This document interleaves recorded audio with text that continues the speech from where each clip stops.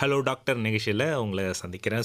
இன்றைய hello doctor நிகழ்ச்சியில ஒவ்வொரு நாளும் பார்த்தீங்கன்னாக்கா, பல்வேறு விதமான நோய்கள் மற்றும் அதற்கான சிகிச்சை முறைகள் குறித்து பல தகவல்கள இந்த நிகழ்ச்சியில தெரிஞ்சுட்டு வரோம். அந்த வகையில இன்னைக்கு பார்த்தீங்கன்னாக்கா, என்ன விஷயம் தெரிஞ்சுக்க போறோம் அப்படின்னு கேட்டீங்கன்னாக்கா, மக்கள் தொகை பெருக்கத்தினால சாலையில் செல்லும் வாகனங்களின் பெருக்கமும் ரொம்ப அதிகமாயிடுச்சு. இப்பலாம் பார்த்தீங்கன்னா, ரொம்பவும் அதிகமா டிராஃபிக் ஜாம் அதெல்லாம் பார்க்க முடியுது இல்லையா? ஸோ இந்த சமயங்கள்ல ஒவ்வொருத்தவங்களும் வேலைக்கு போகணும், அங்க போகணும், இங்க போகணும் ரொம்ப அவசரமா போறப்ப பார்த்தீங்கன்னா, இந்த விபத்துக்கள் அப்படின்ற விஷயம் அதிகமா நடைபெறுது.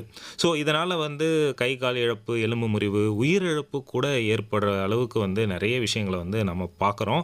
அத கவனத்திலயும் எடுத்துக்கிறோம். ஆனா ஒரு சில சமயங்கள்ல பார்த்தீங்கன்னா, இந்த தசைகள்ல மட்டும் ஏற்படுற காயங்கள், இந்த தசைகள் எல்லாம் தசை, ஜவ்வு இதெல்லாம் ஏற்படுது அப்படின்னாக்கா, அத பெருசா எடுத்துக்கிறது இல்ல. எலும்பு முறிவு தான்பா பெரிய விஷயம்.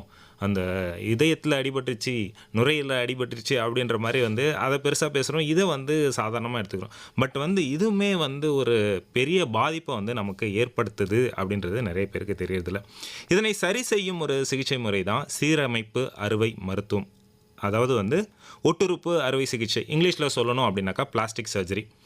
இன்று விபத்துகளினால் ஏற்படும் காயங்களுக்கான ஒட்டுறுப்பு அறுவை சிகிச்சை முறைகள் குறித்து பல்வேறு கேள்விகளுக்கு விடை தருவதற்காக நம்முடன் இன்று நிலையத்தில் இணைந்திருக்கிறார் புதுச்சேரி இந்திரா காந்தி அரசு பொது மருத்துவமனையின் ஒட்டுறுப்பு அறுவை சிகிச்சை துறையின் தலைமை மருத்துவர் டாக்டர் ரகுவீர் அவர்கள். வணக்கம் சார். வணக்கம். ஓகே. ஸோ சார், இன்னைக்கு இந்த டாபிக் ரிலேட்டடா மக்களாகிய உங்களுக்கு ஏதாவது சந்தேகம் இருந்தது அப்படின்னாக்கா, நீங்க 227176 மற்றும் ஒரு எண் 22712330 என்ற எண்களுக்கு அழைக்கலாம். ஸோ சார், பிளாஸ்டிக் சர்ஜரி அப்படின்ற விஷயம் பார்த்தீங்கன்னா, ஜென்ரலாக பிளாஸ்டிக் சர்ஜரி அப்படின்னாக்கா அந்த முகத்தை அழகுபடுத்துகிற மாதிரி ஒரு ஒரு பிம்பம் இருக்குது. ஸோ பிளாஸ்டிக் சர்ஜரியில் அதை தவிர்த்து ஏகப்பட்ட விஷயங்கள் இருக்குது அப்படின்றது உங்கள் கிட்ட கேட்டதுக்கப்புறம் தான் எனக்கே தெரிஞ்சு. ஸோ இந்த நிகழ்ச்சியில் அது சம்மந்தமான விஷயங்கள் தான் ஷேர் பண்ணி போகிறோம். ஸோ நான் தொடக்கத்தில் சொன்ன மாதிரி இந்த எலும்பு முறிவு, கல்லீரல், நுரையீரல், சிறுநீரகம் போன்றவற்றில் விபத்துகளில் பெரிய பாதிப்பு ஏற்படுது. அதே சமயத்தில் இந்த பெரிய அளவில் இந்த தசைகள், ஜவ்வுகளில் ஏற்படும் காயங்களை பெருசாக எடுத்துக்கிறது இல்லையோ அப்படின்னு நினைக்கிறேன். சப்போஸ் இந்த மாதிரி பெரிய காயங்கள் ஏற்பட்டதுனாக்கா அதனால் இருக்கிற விளைவுகள் ஜென்ரலாக உடம்புல என்ன நடக்கும்? நீங்கள் சொன்ன மாதிரி ஒட்டுறுப்பு அறுவை சிகிச்சை, அதாவது பிளாஸ்டிக் அறுவை சிகிச்சை என்பது சொன்னாலே உடனே அழகுக்காக செய்கிற அறுவை சிகிச்சைன்னு சொல்லிட்டு எண்ணப்படுகிறது. அதாவது காஸ்மெட்டிக் சர்ஜரி அப்படிங்கிறது. ஆனால் ஒட்டுறுப்பு அறுவை சிகிச்சையில் நிறைய பிரான்ச்சஸ் இருக்குது. காஸ்மெட்டிக் சர்ஜரி என்பது அதில் ஒன்று. இந்த விபத்தில் மட்டும் சாலை விபத்தோ அல்லது தொழிற்சாலை விபத்தோ அல்லது மற்ற விபத்துகளால் ஏற்படும் காயங்களுக்கான அறுவை சிகிச்சை, that is the drama surgery, அதுவும் அதோடைய ரீகன்ஸ்ட்ரக்ஷனோ பிளாஸ்டிக் சர்ஜரியினுடைய ஒரு வகை தான். நீங்கள் காயங்களை பற்றி கேட்கும்போது காயங்களில் நிறைய வகைகள் இருக்குது. ஸ்டார்டிங் ஃப்ரம் நம்ம மெதுவாக நடந்து போகும்போது ஏதாவது இடறி கீழே விழுந்ததுனால ஊமை காயங்கள், அதாவது கண்ணிப்போன காயங்கள், கன்ட்யூஷன்ஸ் சொல்லுவோம், அந்த மாதிரி ஏற்படலாம். இல்லை கொஞ்சம் அந்த ஃபோர்ஸ் கொஞ்சம் தள்ளி விழுந்துட்டோம் அப்படின்னா சிராய்த்த காயங்கள், தட் இஸ் அப்ரேஷன்ஸ் ஏற்படலாம். இப்போ கொஞ்சம் வேகமாக நடந்துகிட்ருக்கோம், ஓடுறோம் அல்லது மிதமான வேகத்தில் செல்கிற வாகனத்துலேருந்து விழுந்துட்டோம் அப்படின்னு சொன்னோன்னா மழுங்கிய விசை, அதாவது பிளண்ட் ஃபோர்ஸ்னால் கிழிந்த காயங்கள், லாசரேஷன்ஸ் ஏற்படும். இதே ஒரு ஷார்ப்பான ஒரு கத்தியிலையோ அல்லது கண்ணாடியிலையோ நம்ம விழுந்துட்டோம் அப்படின்னா கட் இன்ஜுரி, அதாவது வெட்டு காயங்கள் ஏற்படும். அடுத்ததாக பார்க்க போனால் ஏதாவது கம்பி அல்லது ஆணி நமக்கு ஏதாவது உடம்புல குத்திடுச்சு, நம்ம கீழே விழும்போது கையிலையோ காலிலையோ அல்லது உடம்புலே இருந்தது, ஷார்ப்பான ஆப்ஜெக்ட் இருந்ததுன்னா பெனிட்ரேட்டிங் இன்ஜுரி, அதாவது ஊடுருவும் காயம் ஏற்படுறதுக்கு வாய்ப்பு இருக்குது. அடுத்ததாக இன்னும் கொஞ்சம் வேகமான முறையில் விபத்து நடக்கும்போது, வாகனம் செல்லும்போதோ அல்லது ஹைட்டில் இருந்து விழும்போதோ தோல் உரிதல் காயம், அதாவது டீக்ளோவிங் இன்ஜுரின்னு சொல்லுவோம். இது ஆக்சிடெண்ட்டில் காமனாக நடக்கும். அதாவது தோல் மற்றும் திசுக்கள் அடியில் உள்ள தசை மற்றும் எலும்பிலிருந்து ஒரு கையுறை பலவந்தமாக இழுக்கிற மாதிரி நடந்துடும். இதனால் open type and close type 2 இருக்குது. இது நிறைய காரணங்களால் நடக்கலாம். இன்னொரு முக்கியமான காரணம் இண்டஸ்ட்ரி மற்றும் வீட்டில் நடக்கிறது கை காயங்கள், ஹேண்ட் இன்ஜுரி. அந்த ஹேண்ட் இன்ஜுரிக்கான ட்ரீட்மெண்ட் பிளாஸ்டிக் சர்ஜரி பண்ணுறோம். இதில் சின்னதாக ஆரம்பித்து வீட்டில் கதவில் கை மாட்டுறதுலேருந்து, வேலை செய்யும்போது அல்லது வீட்டில் நிறைய பேர் வண்டியை சுத்தம் செய்யும்போது கை விரல்கள், உள்ளங்கையில் உள்ள பாதிப்புகள் மற்றும் முன்னங்கையில் இந்த மாதிரி இடங்களில் பாதிப்பு ஏற்படுறது கை காயத்துக்கான சிகிச்சை. ரெண்டாவது, அன்ஃபார்ச்சுனேட்டாக சில டைமில் விரல்கள் அகண்டு போகலாம். அதாவது உடம்புடைய உறுப்புகள், அதாவது உறுப்பு நீக்கம் அல்லது ஆம்புடேஷன்ஸ்ன்னு சொல்லுவோம். விரல்களோ அல்லது சில டைமில் கையோ இல்லை ஃபுல்லாவே முன்னங்கையோ, ஆமாம், இல்லை பெரிய கார் ஆக்சிடெண்ட்டில் காலோ ஒரு பகுதியோ வந்து அகண்டு போகலாம். ஸோ இவ்வாறு இந்த காயங்கள் மாதிரியான காயங்கள்லாம் இவ்வளோ காயங்கள் வந்து வகைகள் இருக்கிறது. இதில் வந்து பிளாஸ்டிக் சர்ஜரியோட பங்கு அப்படின்றது ரொம்ப முக்கியமானதாக இருக்குது இல்லையா? ஸோ இப்போ வந்து நீங்கள் சொன்ன மாதிரி இந்த கன்ட்யூஷன் அப்படின்னு சொன்னீங்க இல்லையா, அந்த ஊமை காயம். ஸோ இந்த காயம் வந்து எவ்வாறு ஏற்படுது, இதை வந்து எப்படி நம்ம வந்து சரி செய்யலாம்? ஸோ இந்த காயம் வந்துச்சுன்னா என்ன பாதிப்புகள் இருக்கும்? இந்த முதலே சொன்ன மாதிரி சின்னதாக கீழே விழும்போது அல்லது சின்ன ஃபோர்ஸ் அடிபடும் போது நமக்கு இந்த கண்ணி போன காயங்கள் வருது. இது நிறைய டைமில் வந்து இதனால் எந்த தொந்தரவும் இருக்காது. நம்ம வலி நிவாரணிகள், அதாவது பெயின் கில்லர்ஸும் அந்த அடிபட்ட இடத்துல வந்து ஐஸ் கம்ப்ரஸ், கோல்டு கம்ப்ரஸ், அதாவது ஐஸ் க்யூப்ஸோ இல்லை வீட்டில் நம்மகிட்ட பால் பாக்கெட் ஏதாவது கோல்டாக இருந்தாலோ இல்லை ஏதோ அது அந்த இடத்துல வச்சோன்னா அந்த வீக்கம் குறைஞ்சிரும், வலியும் குறைஞ்சிரும். சில வேளைகளில் ஹெமட்டோமா, அதாவது உள்ள ரத்தக்கட்டு ஏற்படுறதுக்கு வாய்ப்பு இருக்குது. ஸோ அந்த மாதிரி ரத்தக்கட்டு ஏற்பட்டது, வீக்கம் அதிகமாக இருந்ததுன்னா நம்ம கொஞ்சம் கேர்ஃபுல்லாக பார்த்துக்கணும். அந்த ரத்தக்கட்டு எதுவும் இன்ஃபெக்ஷன் ஆகாதபடிக்கு அதுக்கேற்ற நோய் தொற்றுக்கான மருந்துகள் சாப்பிட வேண்டியிருக்கும். இன்கேஸ் இன்ஃபெக்ஷன் ஆகிடுச்சுது, சிலவங்களுக்கு சுகர் இருக்கும், இல்லைன்னா மற்ற காரணங்களால் வந்து இன்ஃபெக்ஷன் ஆகிடுச்சின்னு சொன்னோன்னா அது சீல் கோத்த மாதிரி ஆயிரும். அதுக்கு வந்து அதுக்குரிய சிகிச்சை முறைகள் அது ஐஎன்டி, இன்செக்ஷன் அண்ட் ட்ரைனேஜ்னு சொல்லுவோம். ஏதர் அந்த பக்கத்தில் இன்ஜெக்ஷன் போட்டோ இல்லைன்னா பெரிய மயக்கம் கொடுத்தோ அதோடைய காயத்தோட தன்மையை சைஸை பொறுத்து அதை நீக்க வேண்டியிருக்கும். ஓகே. ஸோ வந்து அந்த காயத்தில் வந்து ஒரு சின்ன ஓப்பனிங் மாதிரி பண்ணி அந்த உள்ளே இருக்கிற சீழ்கள்லாம் எடுக்கிற மாதிரி. Okay sir. ஸோ வந்து இப்போது அந்த சிராய்வுகள்னு சொன்னீங்க, சின்னதாக ஏற்படுற சிராய்வுகள் வந்து தானே வந்து ஆறிடுது. இதுவே வந்து பெரிய அளவில் வந்து சிராய்வுகள் ஏற்பட்டதுன்னா அதற்கு வந்து நம்ம எந்த வகையான ட்ரீட்மெண்ட், சிகிச்சைகள் கொடுக்கலாம்? நீங்கள் சொன்ன மாதிரி இந்த சூப்பர்ஃபிஷியல் அப்ரேஷன் சொல்லுவோம். சின்னதாக சிராய்ப்பு ஏற்படும் போது அந்த காயத்தை சுத்தம் பண்ணி நிறைய டைமில் நோய் தொற்றுக்கான மருந்து கூட தேவை இருக்காது. Antibiotic ointment and pain killer ஒரு 2 நாளைக்கு ஒரு தடவை க்ளீன் பண்ணி கட்டு போட்டாச்சுன்னா அது சாதாரண முறையில் ஒரு 7லேருந்து 10 நாளுக்குள்ளார ஆறிடும். அந்த மாதிரி 10 நாளில் ஆறிடுச்சுன்னா பெருசாக தழும்புகள் வர்றதுக்கும் வாய்ப்பு குறை. ஆனால் அதே வந்து கொஞ்சம் ஆழமாக இருந்ததுன்னா, டீப் அப்ரேஷன்ஸ் இருந்ததுன்னா அது வந்து இதே சிகிச்சை தான், ஆனால் அந்த காயம் ஆறதுக்கு கொஞ்சம் நாள் அதிகமாகலாம், நோய் தொற்றுக்கான வாய்ப்பு இருக்கிறது. அது மாதிரி கொஞ்சம் லேட்டாக ஆகி காயம் ஆறும்போது அந்த தழும்புகள் வந்து சமமாக இல்லாமல் கொஞ்சம் மேல் எலும்பி வர்றதுக்கு வாய்ப்பு இருக்குது. அது ஹைப்பர்ட்ராஃபிக் ஸ்கார் என்று சொல்லுவோம். அது வந்து காயம் ஆறின உடனேயே அந்த ஸ்காருக்கு ட்ரீட்மெண்ட் செஞ்சோன்னா அந்த தழும்புகள் வந்து ஃபர்தராக மேலே எலும்பி வராமல் இருக்க வாய்ப்பு இருக்குது. ஓகே. அது வந்து கம்ப்ளீட்டாக வந்து தெரியாமல் இருக்கிற அளவுக்கு நம்ம வந்து ட்ரீட்மெண்ட் பண்ணிக்கலாம். ஸோ வந்து நிறைய பேருக்கு இந்த விஷயம் தெரியாது. காயம் பட்டுச்சு, அது ஒரு மாதிரி தழும்புகள் ஆகிட்டுச்சு அப்படின்னாக்கா இதை ஒன்றும் பண்ண முடியாது அப்படின்ற ஒரு எண்ணம் வந்துடும். புண்ணு ஆறின உடனேயே வந்து நம்ம ஸ்கார் ட்ரீட்மெண்ட் ஆரம்பிச்சதுன்னா ஒரு 3லேருந்து 6 மாதத்துக்குள்ளார அந்த தழும்புகள் வந்து சமமாயிரும். Okay sir.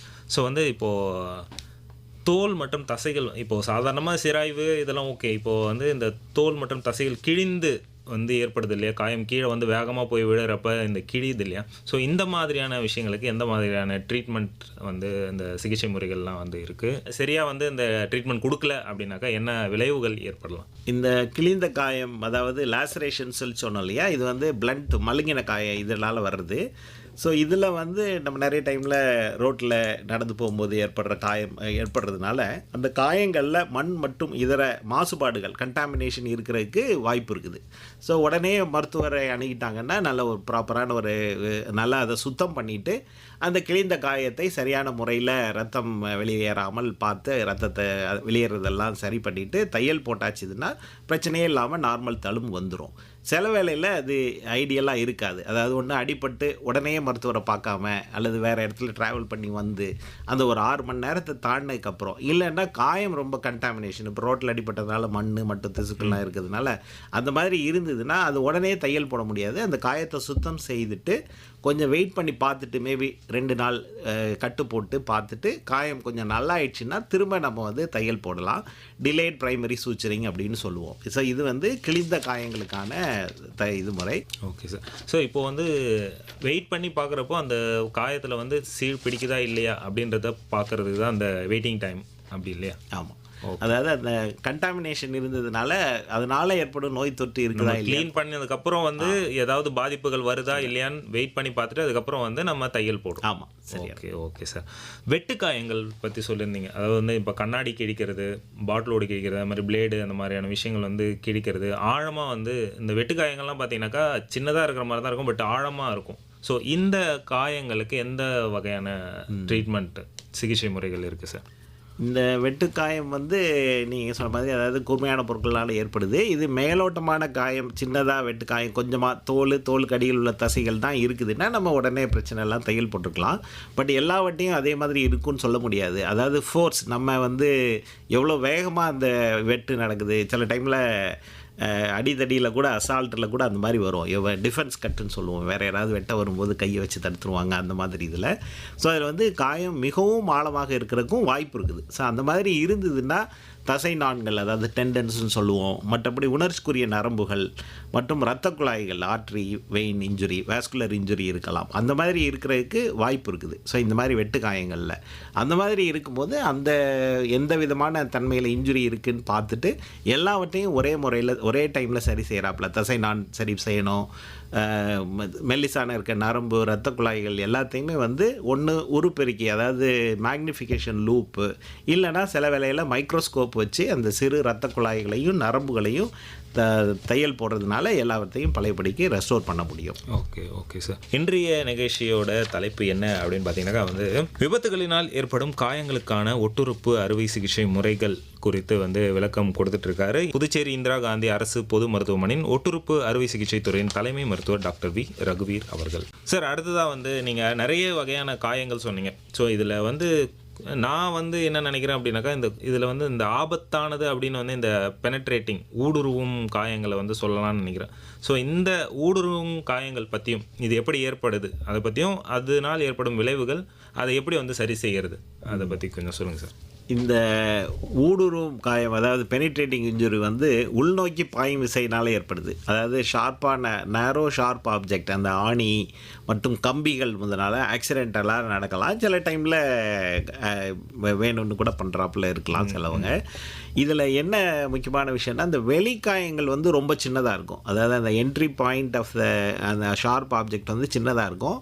ஆனால் அதோடைய ஃபோர்ஸே அந்த டைரக்ஷனை பொறுத்து உள்ளே வந்து நிறைய சர்ப்ரைசஸ், பெரிய பாதிப்புகள் நிறைய இது இருக்கும். இப்போ கையில் எடுத்துக்கிட்டோம்னா இரத்த குழாய்கள் கட்டாயிருக்கலாம், நரம்பு கட்டாயிருக்கலாம், உணர்ச்சிக்குரிய நரம்புகள் கட்டாயிருக்கலாம். ஸோ அதுக்கு வந்து நம்ம எப்போ அந்த மாதிரி, அதனால தான் நாங்கள் எப்போவுமே வந்து ஹிஸ்ட்ரி கேட்குறது, அதாவது என்ன எப்படி நடந்தது, எதனால் காயம் ஏற்பட்டது, நீங்கள் அப்போ என்ன பண்ணிகிட்டு இருந்தீங்க, அந்த ஃபோர்ஸ் எவ்வளோ இருக்குது, டைரக்ஷன் எவ்வளோ இருக்குதுன்னு அசஸ் பண்ணுறதுக்காக அந்த கொஸ்டின்லாம் நம்ம வந்து கேட்போம். ஸோ அதன் மூலமாக வந்து நம்ம ஒரு வாட்ச்ஃபுல் அப்சர்வேஷனால் என்னென்ன காயங்கள் இருக்கிறதுன்னு பார்க்கலாம். மற்றும் நிறைய டைமில் இதில் மற்றும் பரிசோதனைகள், அதாவது ஸ்கேன், அல்ட்ராசவுண்ட் ஸ்கேன் அல்லது சிடி ஸ்கேன், எக்ஸ்ரே, இது மாதிரி வந்து அடிஷ்னலான முறைகள்னாலையும் நம்ம என்ன விதமான டேமேஜ் இருக்குதுன்னு பார்த்து அந்த டேமேஜ் வந்து நம்ம பார்த்து சரி பண்ணுறது வந்து இதுதான். ஸோ கை காயம் பற்றி வந்து நான் இது சொன்னேன். இது பொது சர்ஜரியில், அதாவது வயிற்றில் அல்லது மாரில் பட்டிருந்தேன்னா முக்கியமான உள்ளுறுப்புகள் வந்து சிதைந்து காயப்படுறதுக்கு வாய்ப்பு இருக்குது. கை காயங்கள் மற்றும் லிம்பில் ஏற்படுற காயங்களுக்கு வந்து பிளாஸ்டிக் அறுவை சிகிச்சையினால் நம்ம முழுவதுமாக சரி செய்யலாம். இப்போ ஒரு ஷார்ப் ஆப்ஜெக்ட் வந்து டீப்பாக குத்திடுச்சு, அதில் வந்து ஒரு பகுதியோ ஏதோ ஒரு சின்ன இது வந்து உள்ளே தங்கிடுச்சு அப்படின்னா அது வந்து எந்த மாதிரியான விளைவுகள் வந்து ஏற்படும்?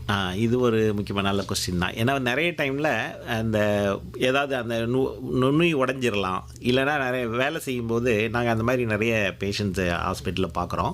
ஒரு சின்ன பிசுறு வந்து அடிச்சுட்டு உள்ளே போயிடும்.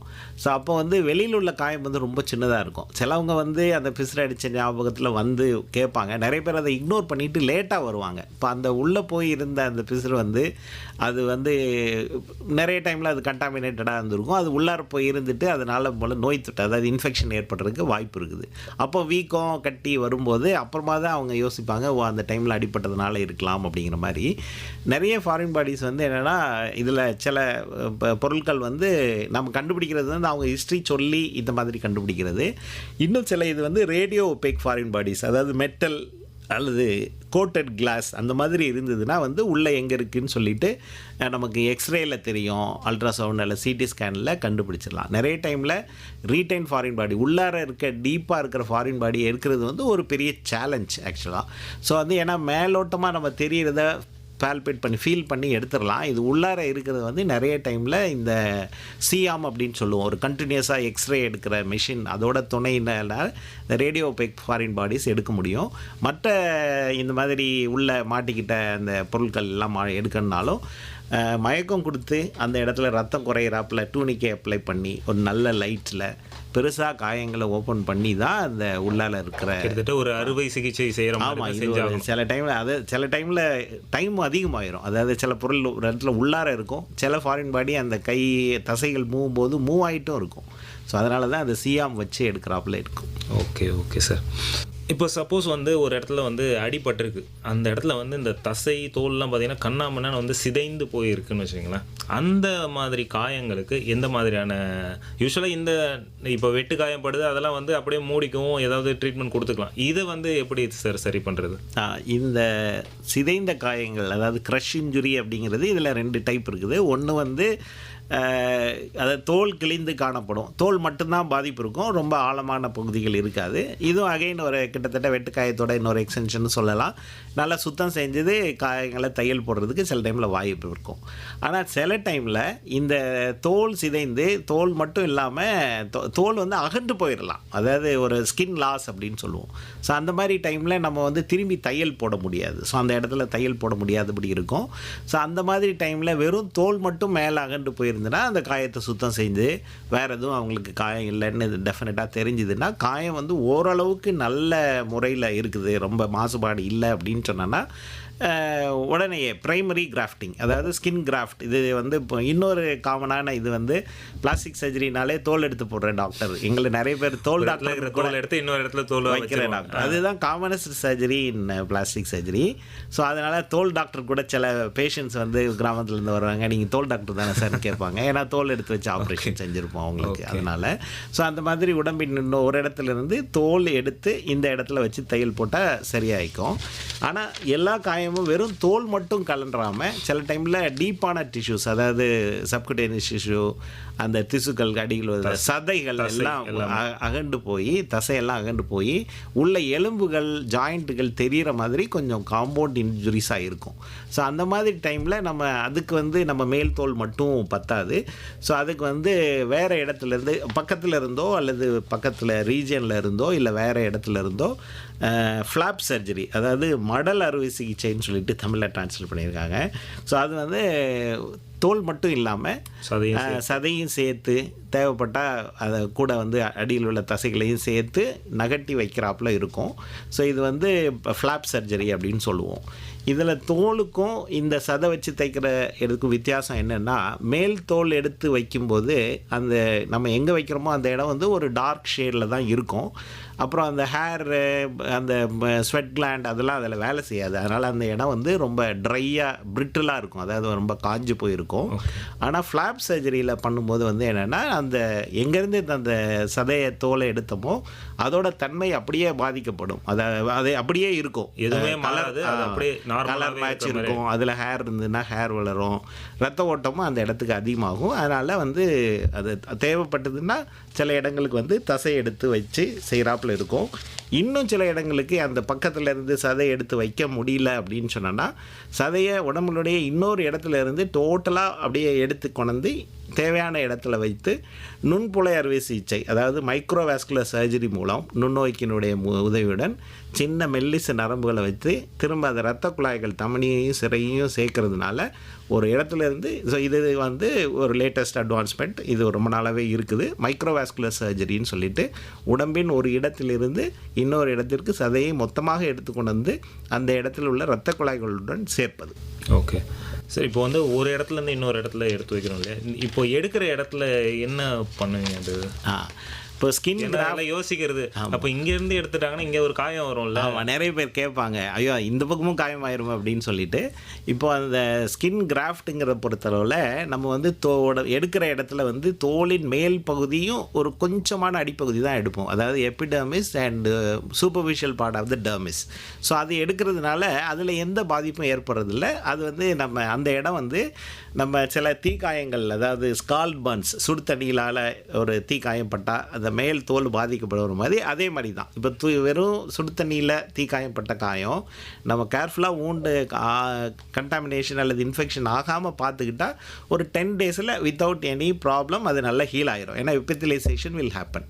அதே மாதிரி தான் இந்த ஸ்கின் கிராஃப்ட் டோனர் சைட்டும் அந்த மேல் தோல் மட்டும் எடுத்ததுனால அது அதுவாகவே வந்து கடவுள் நமக்கு கொடுத்த ஆசீர்வாதத்தில் அதனுடைய இயற்கையினாலேயே வந்து அது வந்து ரீகெயின் பண்ணி ஆறிடும். ஆனால் அந்த ஃப்ளாப் சர்ஜரி பண்ணும்போது நம்ம எங்கேருந்து எடுத்தோமோ அது சில இடங்களில் சின்னதான இடமா இருந்தால் அதை நம்ம சைடில் உள்ள தோலை அட்ஜஸ்ட் பண்ணி தைக்க முடியும். இல்லை கொஞ்சம் பெரிய இடமா இருந்ததுன்னா அந்த இடத்துக்கு இன்னொரு இடத்துலேருந்து ஸ்கின் கிராஃப்ட் போடுறாப்புல, இந்த கடன் வாங்கி கழிக்கிற மாதிரி தேவையான இடத்துலேருந்து சதை எடுத்து இங்கே வச்சுட்டு அந்த சதை எடுத்த இடத்துக்கு தோல் தொடையிலேருந்து எடுத்து போடுறாப்புல இருக்கும். ஆனால் அந்த எல்லா காயங்களும் ஒரே டைமில் ஆறுறாப்புல தான் இருக்கும். எல்லாமே மொத்தமாக ஒரே சமயத்தில். ஸோ பயப்பட தேவையில்லை அதனால். Okay sir. ஒரு சில காயங்களில் வந்து பார்த்தீங்கன்னாக்கா தோல் மட்டும் அப்படியே ஃபுல்லாக வந்து வெயிட்டிட்டு போயிடும், அந்த தோலே இருக்காது.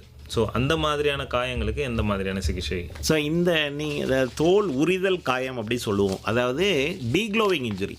ஸோ இது எப்போ ஏற்படும்னா வண்டியில் ஆக்சிடெண்ட்டு இல்லைன்னா இண்டஸ்ட்ரியில், அதாவது க்ரஷ் அவல்ஷன் அப்படின்னு சொல்லுவோம், டீக்ளோவிங் இன்ஜுரின்னு சொல்கிறது. இதில் அந்த தோல் உரிதல் காயம் எப்படி நடக்குதுன்னா அடியில் உள்ள தசைகள்லேருந்து தோலுக்கு அடியில் உள்ள திசுவும் தனியாக வந்துடுறது.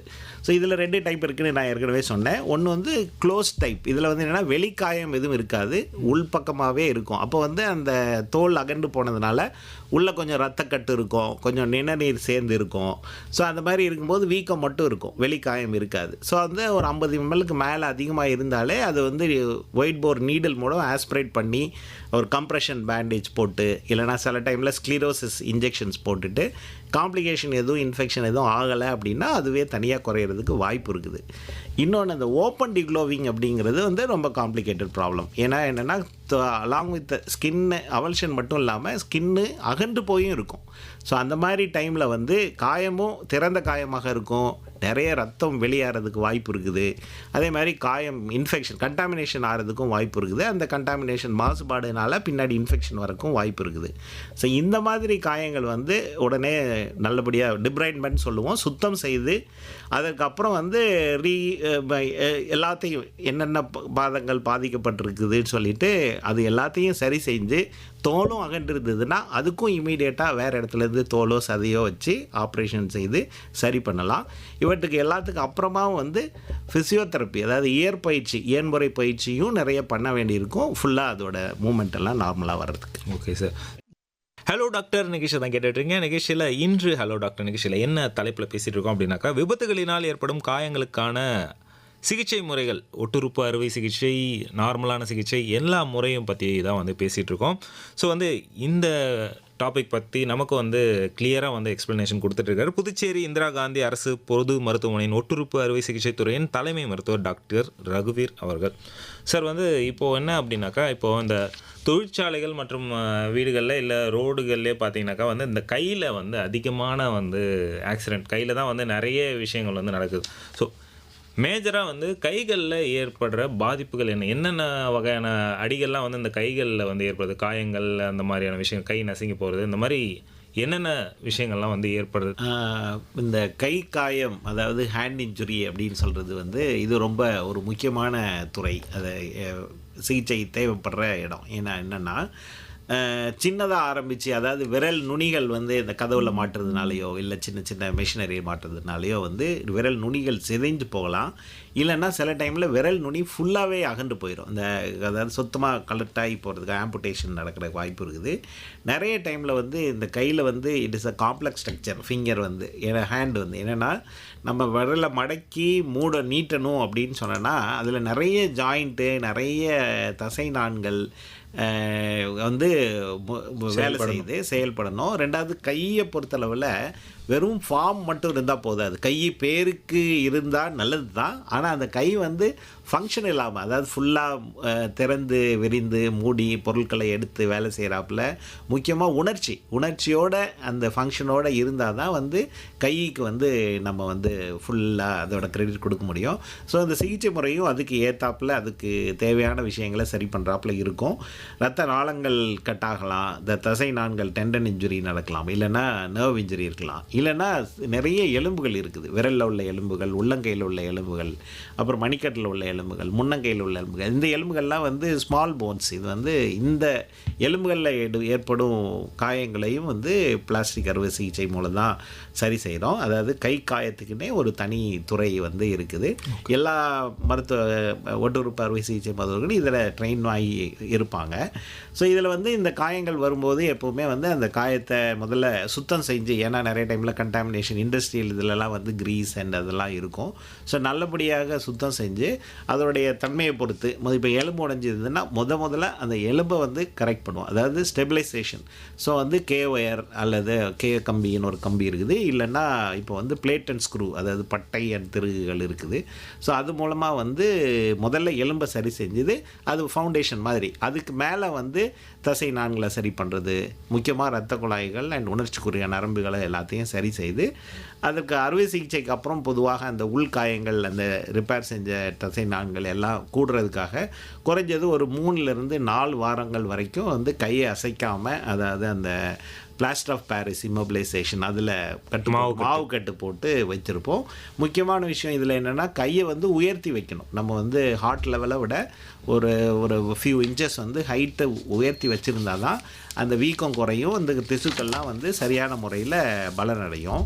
ஸோ அது வந்து ரொம்ப முக்கியம். ரெண்டாவது, இன்ஃபெக்ஷன் இல்லாமல் காயங்கள் ஆறிடுச்சின்னு சொன்னோன்னா ஒரு 3 அல்லது 4 வாரங்களுக்கு அப்புறம் இந்த மாவுக்கட்டை எடுத்துட்டு நம்ம வந்து அவங்களுக்கு வந்து இயற்பயிற்சி, அதாவது ஃபிசியோதெரப்பி வந்து இது ரொம்ப இம்பார்ட்டன்ட். ஏன்னா 50% சிகிச்சை வந்து அறுவை சிகிச்சையில் நடக்குதுன்னு சொன்னால் மிச்சம் 50% சிகிச்சை வந்து அந்த ஃபிசியோதெரப்பி வந்து ரொம்ப இம்பார்ட்டன்ட். இது வந்து அப்போ தான் வந்து நான் ஏற்கனவே சொன்ன மாதிரி கை மட்டும் இருந்தால் பத்தாது, கை வந்து அசைவோட உணர்ச்சியோடு இருக்கணும். அதுக்கு வந்து பேஷண்ட்டோட கோஆப்ரேஷனும் வேணும், அவங்க ரெகுலராக வந்து ஃபிசியோதெரப்பியும் பண்ணிக்கணும். அது வந்து ரொம்ப இம்பார்ட்டன்ட். ஒரு மனிதனுக்கு வந்து கை அப்படின்றது எவ்வளோ முக்கியமான விஷயம் இல்லையா? அது வந்து வெறும் கையாக இருந்தால் என்ன பிரயோஜனம் இருக்காது. சில டைமில் நம்ம வந்து அதோட இம்பார்ட்டன்ஸ் தெரியாது. எப்பயாவது அடிபட்டு அதில் கட்டு போட்டு இருக்கும்போது தான் அதன் மூலம் எவ்வளோ வேலை செஞ்சுருக்கோம். அந்த ஒரு 10 நாள் கட்டு போட்டு இருந்தாலும் தெரியும், செய்ய முடியலங்கிற கடினம் நமக்கு தெரியும். ஓகே சார், இப்போ ஒரு நேயர் வந்து லைனில் வராங்க, என்ன கேட்குறாங்கன்னு தெரியும். ஹலோ வணக்கம் மேடம். வணக்கம் சார், யார் எங்கேருந்து பேசுகிறீங்க? நான் வேலூர் மாவட்டம் கட்பாடி பகுதியிலேருந்து சந்திரசேகர் பேசுகிறேன். ஓகே சந்திரசேகர் சார், உங்களுடைய வந்து டவுட் என்ன? உங்களுடைய சந்தேகத்தை வந்து டாக்டர் கிட்ட டைரெக்டாகவே கேட்கலாம். சொல்லுங்க சார். இந்த காலில் சில பேருக்கு காலையில் எழுந்த உண்மையுமே இந்த கணுக்கால் பயங்கரமா இழுக்குதுங்கிறாங்க. கையெல்லாம் அப்படியே மடக்கவே முடியல. ஒரு 1/2 hour to 45 minutes மறுபடியும் அந்த பிளட் சர்க்குலேஷன் இதெல்லாம் ஆன ஒண்ணு நார்மலா ஆறாங்க. என்னுடைய ரிலேட்டிவ் ஒருத்தவங்க வயது 65 ஆகுது. ஸோ காலையில எழுந்த உடனே ஏன் இந்த மாதிரியான அசௌகரியங்கள், குறிப்பிட்டு குளிர்காலத்துல இது ரொம்பவே அக்ரவேட்டா இருக்கு. கையை மடக்க முடியல, காலை நீட்ட முடியல, அந்த காலுக்கு பின்னாடி வலிக்குது.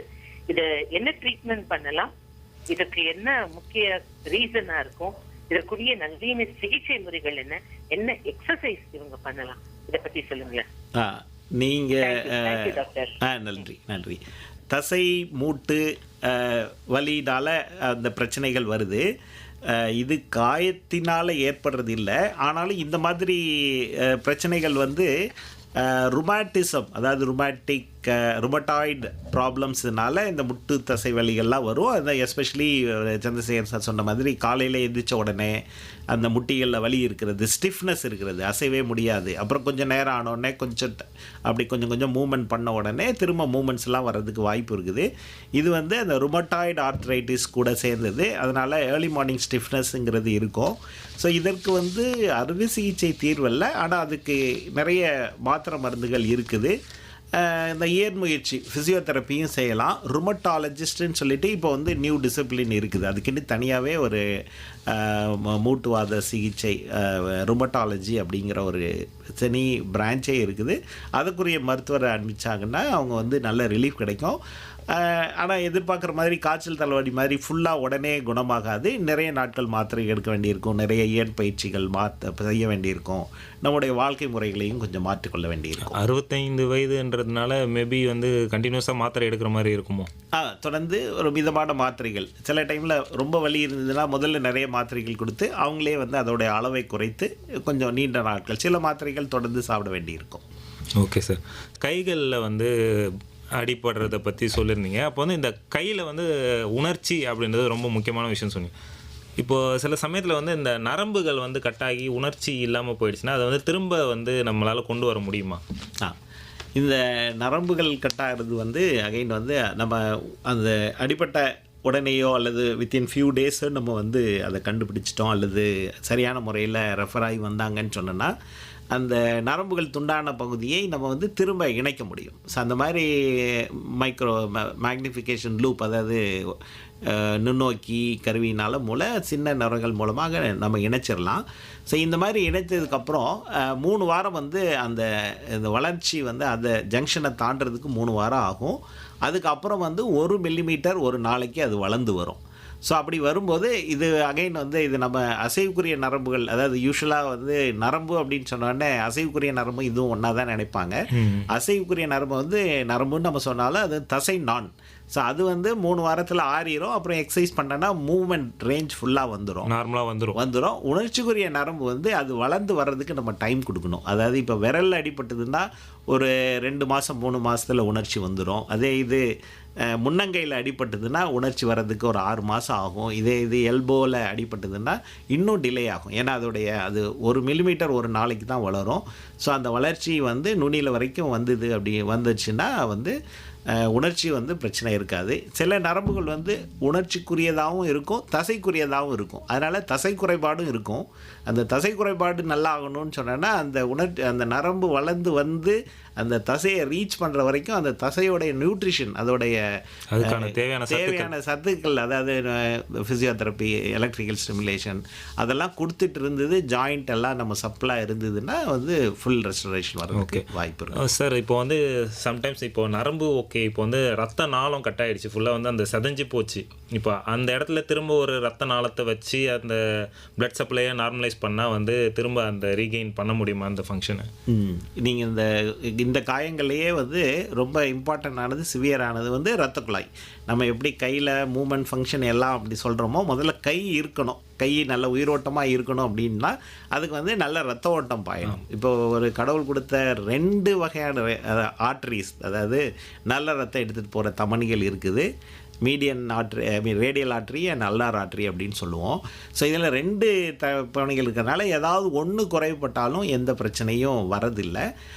சில வேளைகளில் 2மே கட்டாக இருந்தால் கூட பின்பக்கமாக உள்ள இரத்த குழாய்கள் மூலமாக வந்து விரலுக்கு ரத்த ஓட்டம் வர்றதுக்கு வாய்ப்பு இருக்குது. ஏன்னா கடவுள் வந்து நமக்கு அந்த மாதிரி ஒரு நல்ல அரேஞ்ச்மெண்ட் வந்துருக்காரு.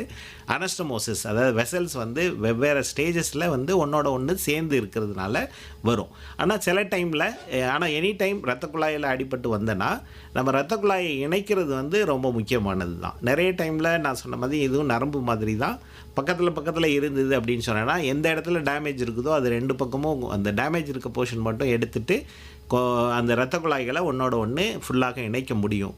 சில வேளையில் க்ரஷ் இன்ஜுரி, அந்த ஸ்கின்னோட சேர்ந்து கொஞ்சம் செக்மெண்ட் ஆஃப் அந்த இரத்த குழாய்களும் அகன்று போயிருந்ததுன்னா வெயின் கிராஃப்ட் அப்படின்னு சொல்லுவோம். நம்மளுடைய சிறை, அதாவது காலில் இருந்து அந்த மேல் பக்கமாக தெரியுது இல்லையா அந்த இரத்த குழாய்கள், அது வந்து வெயின்ஸ்ன்னு சொல்லுவோம் இல்லையா, சிறைகள். அதில் ஒரு போர்ஷனை எடுத்து அதை ரிவர்ஸ் பண்ணி நம்ம ஒன்றோட ஒன்று அதனாலையும் நம்ம இரத்த ஓட்டங்களை திரும்பவும் கொண்டு வர முடியும். Okay sir. ஸோ வந்து நிறைய விஷயங்கள் அந்த கையில் அடிபட்ட இவ்வளோ விஷயங்கள் இருக்குது அப்படின்றது நீங்கள் சொல்லி தான் தெரியுது. ஒரு சில சமயத்தில் பார்த்திங்கன்னா இந்த கை கால் அப்படின்னு சொல்லிட்டு முழு உறுப்பே வந்து நம்ம இழந்துட நேரிடுது. ஸோ வந்து இப்போது ஒரு கையோ இல்லை காலோ கட் ஆகிடுச்சுன்னா அந்த இடத்துல பார்த்திங்கன்னா நீங்கள் சொன்ன மாதிரி எலும்பு, சதை, நரம்பு, ரத்த நாளம்னு எல்லாமே இருக்குது. இப்போது ஃபுல்லாக கட் ஆகிடுச்சு அப்படின்னாக்கா அந்த இடத்த வந்து என்ன செய்வாங்க? அது நீங்கள் இப்போ சொன்னது வந்து இந்த ஆம்புடேஷன் நம்ம சொன்னோம் இல்லையா? ஆமாம், மொத்தமாக கண்டு போகிறது, அதாவது உறுப்பு நீக்கம் அல்லது ஆம்புடேஷன் சொல்லுவோம்.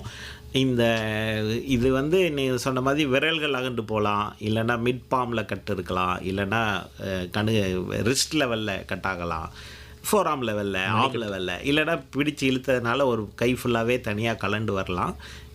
அது நேச்சர் ஆஃப் இன்ஜுரி, அதாவது ரோட் டிராஃபிக் ஆக்சிடெண்ட்டு, இல்லைன்னா அசால்ட் யாராவது வெட்டிட்டாங்க அந்த மாதிரினா வரலாம்.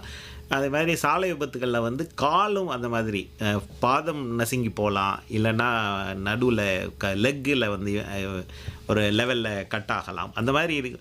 அதாவது 45% உறுப்பு நீக்கம் வந்து வாகன விபத்துகள்னாலையும் இயந்திர விபத்துகளாலையும் நடக்கிறது. ஸோ இதற்கு வந்து நம்ம அந்த கட்டான பகுதியை வந்து திரும்ப சேர்க்கலாம், அதாவது ரீபிளான்டேஷன் சர்ஜரி, அதாவது மறு நடவு அறுவை சிகிச்சைன்னு சொல்லி தமிழில் சொல்கிறாங்க. இது வந்து ஒரு மைக்ரோவாஸ்குலர் சர்ஜரி. ஸோ இதில் வந்து நீங்கள் சொன்ன மாதிரி ஒரு சுல்லா கட்டாயிடுச்சுன்னு சொன்னால் எலும்பு, இரத்த குழாய், அசைவுக்குரிய நாண், உணர்ச்சிக்குரிய நாண் எல்லாமே கட்டாயிருக்கும், தனியாக இருக்கும். ஸோ வந்து அந்த தனியாக கலண்டு போன பகுதி வந்து ஒரு ரீசனபிளான முறையில் இருந்ததுன்னா, ரொம்ப அழுக்கு இல்லாமல், ரொம்ப நசுங்கி போகாமல், சிதைந்து போகாமல் இருந்ததுன்னா, அந்த திரும்பி உடனே அவங்க வந்துட்டாங்க அப்படின்னு சொன்னா, ஒரு குறிப்பிட்ட முறைக்கு டைமுக்குள்ளார அவங்க அந்த பொருளை எடுத்துகிட்டு வந்துட்டாங்க, அந்த அறுவை சிகிச்சை அந்த செய்யக்கூடிய வசதி அந்த ஆஸ்பத்திரியில் இருந்ததுன்னா, அந்த இரத்த குழாய்களை வந்து திரும்பவும் அந்த அகண்ட பகுதிகளை திரும்ப இணைக்கிறதுக்கு வாய்ப்பு இருக்குது. ஸோ முதல்ல எலும்புகளை இணைப்போம். அந்த எலும்புகளை வந்து ஒயர் இல்லைன்னா அந்த பிளேட் அண்ட் ஸ்க்ரூ வச்சு இணைச்சிட்டு, அதுக்கப்புறமா வந்து இரத்த குழாய்களை சரி பண்ணிவிட்டு, அதுக்கப்புறமா வந்து அந்த தசை நாண், உணர்ச்சிக்குரிய நரம்பு எல்லாத்தையும் நம்ம சரி பண்ணலாம். இது வந்து 100% இது வெற்றி பெறுமாங்கிறது வந்து அது கொஞ்சம் கேள்விக்குறி தான். பட் 60% 80% டைமில் வந்து இது இந்த மறு நடவு வந்து சக்ஸஸ்ஃபுல்லாக இருந்தாலே வந்து அது வந்து நம்ம எதுவுமே இல்லாமல் இருக்கிறதுக்கு ஒரு பெரிய விஷயம். 60-80% வரைக்கும் வந்து அது நல்லா இருக்கிறதுக்கு வாய்ப்பு இருக்குது. Okay sir. ஸோ இந்த மாதிரி கட் ஆகிறத வந்து எவ்வளோ நேரத்தில் வந்து அவங்கள கொண்டு வந்தால் இந்த மாதிரி நம்ம திரும்ப வந்து அதை பொருத்தி வைக்க முடியும்? எவ்வளோ நேரங்கள் இந்த டைம்குள்ளே கொண்டு வந்தாலும் கண்டிப்பாக இது பண்ணிடலாம் அப்படின்னு சொல்லிட்டு சொன்னால் எவ்வளோ டைம் எடுக்கும் சார்? இது நல்ல கொஸ்டின் தான். அந்த ஆம்புடேஷனான பார்ட் வந்து அதாவது எந்த லெவலுங்கிறத பொறுத்து இதோடைய கூறுபாடு இருக்குது. இதுக்கு வந்து warm ischemia time, cold ischemia time சொல்லுவோம். அது ரொம்ப டெக்னிக்கல். இது அப்படி இல்லாமல் பார்க்குறதா இருந்தால் விரல் நுனி அந்த மாதிரி கட்டாக இருந்ததுன்னா 12 மணி நேரம் கழித்து எடுத்துகிட்டு வந்தால் கூட அது வந்து சேர்த்துக்கிறதுக்கு வாய்ப்பு இருக்குது. அதே இது மிட் ஃபோராம் லெவல், அதாவது முன்னங்கையில் நடு லெவலில் கட்டாக இருக்குது, எல்போக்கு மேலே, எல்போக்கு கீழே ஒரு 4 to 6 மணி நேரத்துக்கு உள்ளார கொண்டுட்டோன்னா வந்து சரி பண்ணிக்கலாம்.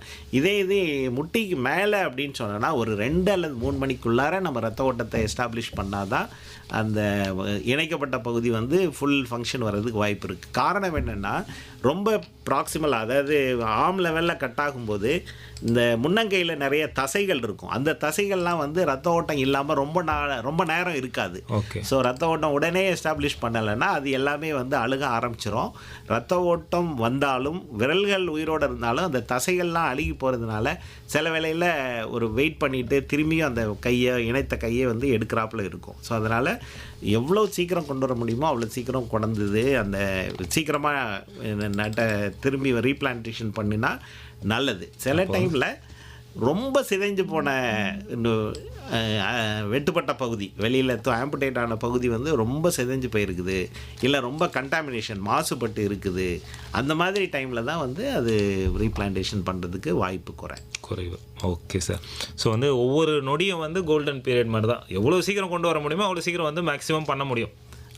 அந்த துண்டான பகுதியை எப்படி கொண்டு வர்றதுங்கிறது ரொம்ப முக்கியம். அதாவது அந்த துண்டான பகுதியை முதல்ல நல்லா கழுவிட்டு, கண்டாமினேஷன் எதுவும் இருந்ததுன்னா ஒரு சுத்தமான தண்ணியில் கழுவிட்டு, ஒரு ஈர துணி அல்லது காஸ் பீஸ் வெட்டாக இருந்ததுன்னா கொஞ்சமாக மிதமான ஈரத்தில் உள்ள ஒரு துணியில் சுற்றி அதை ஒரு பிளாஸ்டிக் பையில் வச்சு சீல் பண்ணிவிட்டு, அதை அதுக்கப்புறமா வந்து ஒரு ஐஸ் கண்டெய்னர், ஏதாவது ஐஸ் பாக்ஸ் மாதிரி போட்டு, அல்லது சின்ன விரலாக இருந்ததுன்னா சின்ன ஃப்ளாஸ்கில் கூட கொண்டு வரலாம். அதாவது இந்த தசை வந்து டைரெக்டாக ஐஸில் கான்டாக்ட் வராதபடிக்கு, ஏன்னா தசையில் அந்த ஐஸ் உருகும்போது தண்ணி இருக்கும், ஸோ அதிலெல்லாம் வராதபடிக்கு நம்ம ப்ரிசர்வ் பண்ணி கொண்டோம்னா வந்து அது வந்து ஒரு ஐடியலாக இருக்கும் ரீபிளான்டேஷன். ஓகே. வந்து ஒரு பிளாஸ்டிக் கவருக்குள்ளே போட்டு கொஞ்சம் அதுக்கு சுற்றி ஐஸ் வைக்கணும், டைரெக்டாக ஐஸில் கான்டாக்ட் வரக்கூடாது. Okay sir. ஸோ வந்து இப்போது ஃபைனலாக என்ன அப்படின்னாக்கா, நீங்கள் சொன்ன மாதிரி இப்போது இந்த காயங்கள்லாம் படுது, காயங்கள்லாம் வந்து சிதைந்து போகுது, இந்த மாதிரி வெட்டுக்காயம் ரொம்ப சீரியஸான பெரிய அளவில் வந்து இப்போ ரோட்டில் ஒருத்தருக்கு அடிபட்டு இருக்கு. ஸோ முதலுதவி செய்கிறதுக்காக ஒருத்தர் வர, அவர் வந்து இந்த மாதிரியான அடிபட்டவங்களுக்கு ஃபஸ்ட்டாக என்ன என்ன பண்ணலாம்? இது ஒரு இம்பார்ட்டண்ட்டான இது தான். இப்போது நிறைய பேருக்கு அடிபட்டுரும். முக்கியமாக நம்ம பயப்படுறது, காயம் எவ்வளோ இருந்தாலும் பயப்பட மாட்டோம். ரத்தம் ஒழுகிட்டு இருந்ததுன்னா ரொம்ப அது பேனிக் ஆகிடுவாங்க. பார்க்குறதுக்கு பயம் மட்டும் இல்லை, அதனால் ரத்தப்போக்குனாலே சிலவங்க வந்து by the time hospital reach பண்ணும்போது ரொம்ப வீக்காக இருப்பாங்க. சிலவங்க வந்து ரத்தப்போக்குனால இறந்து கூட போகிறதுக்கு வாய்ப்பு இருக்குது. ஒரு சின்ன காயமாக தான் இருக்கும் ரத்தத்தில். முக்கியமான ரத்த குழாய் அதில் பாதிக்கப்பட்டுருச்சுன்னா கண்டினியூஸாக உடம்புல உள்ள ரத்தம் வந்து இருதயம் பம்ப் பண்ண வெளியில் வந்துகிட்டே இருக்கிறதுனால பாதிக்கப்படுறதுக்கு வாய்ப்பு இருக்குது. ஸோ இப்போ கை காயம், கையில் ஏதாவது காயம் ஏற்பட்டுச்சுன்னு சொன்னால், இப்போ நிறைய டைமில் வந்து பின்னாடி ஒரு துணியை வச்சு கட்டிடுவாங்க, அந்த மாதிரி பண்ணுவாங்க. ஸோ அது வந்து கொஞ்சம் தவறான முறை. அதாவது வெறுமனே ஒரு ரப்பர் பேண்டை வச்சு கட்டுறதோ அல்லது ஒரு துணியை டைட்டாக கட்டுறதோ, அதனால் என்ன ஆகும்னா ரொம்ப அழுத்தமான முறையில் நம்ம அந்த ரத்த ஓட்டத்தை குறைக்காததுனால நம்ம என்ன பண்ணுறோன்னா, நம்ம நல்லது பண்ணல, கெடுதல் பண்ணுறோம். ஏன்னா வந்து நல்ல ரத்தம், அதாவது ஆர்ட்ரி வந்து டீப்பாக இருக்கும், அது வந்துக்கிட்டே இருக்கும். அந்த அசுத்த ரத்தம் ரிட்டர்ன் போகிறத நம்ம தடுத்துருவோம். அப்போ வந்து ரத்தப்போக்கு அதிகமாயிரும். ஸோ அந்த மாதிரி இல்லாமல் ரத்தம் நிப்பாட்டணும்னு சொன்னால் ரொம்ப டைட்டான ஒரு டவுனிக்கே போடணும். ஸோ அந்த மாதிரி டைட்டான பட்டை கட்டும்போது வந்து ரத்த ஓட்டமே பாதிக்கப்பட்டதுனால கையே பாதிக்கப்படுறதுக்கு வாய்ப்பு இருக்குது. ஸோ இந்த மாதிரி ஒரு சிச்சுவேஷனில் ஒரு நல்ல பேடட் பேண்டேஜ் இல்லைன்னா ஒரு நல்ல துணியை டைட்டாக அந்த இடத்துல கொஞ்சமாக அடிப்பட்ட இடத்துல மட்டும் வச்சுட்டு அந்த கையை நல்லா உயர்த்தி பிடிக்கணும். இப்போ படுத்துருந்தாங்கன்னா நல்ல ஒரு 3 அடிக்கு மேலே தூக்கி, அதாவது ஹார்ட் லெவலுக்கு மேலே நல்லா உயர்த்தி பிடிச்சாச்சுன்னா ரத்தம் அதிகமாக போக்கு இருக்காது, கொஞ்சமாக இருக்கும். அவங்கள உடனே அறுவை சிகிச்சை கொண்டு போகிறது நல்லது.